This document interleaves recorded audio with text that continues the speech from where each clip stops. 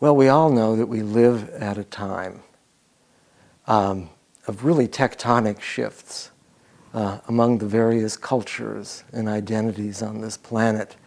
There seems to be a fractionation, kind of a devolving into very partial identities that are all at war with one another, and then all of us together, in some ways disconnected not only from one another, but from the earth itself, from as well as from the very ground of our being.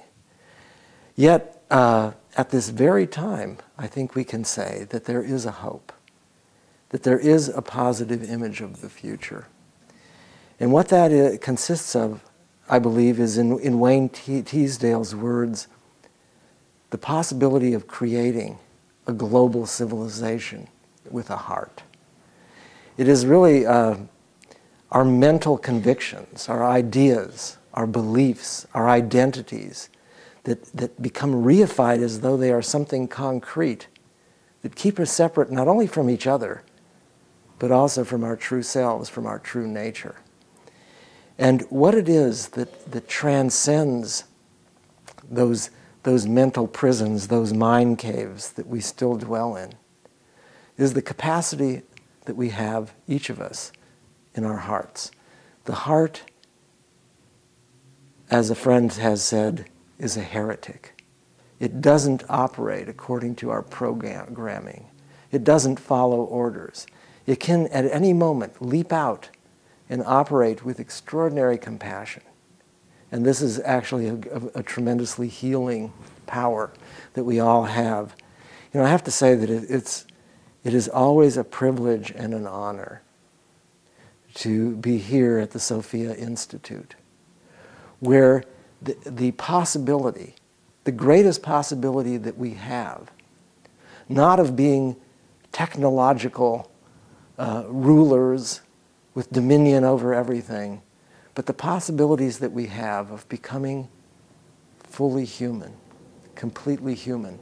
And that's the capacity that is actually held in our hearts. This is where our capacity for relatedness, for groundedness, for vulnerability, and for imagination all come together in the possibility of becoming the complete human being.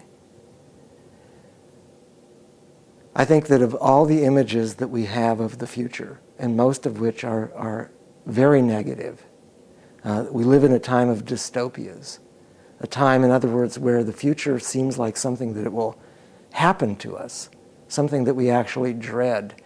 And we fail to see that these images of the future actually operate with the force of self-fulfilling prophecies.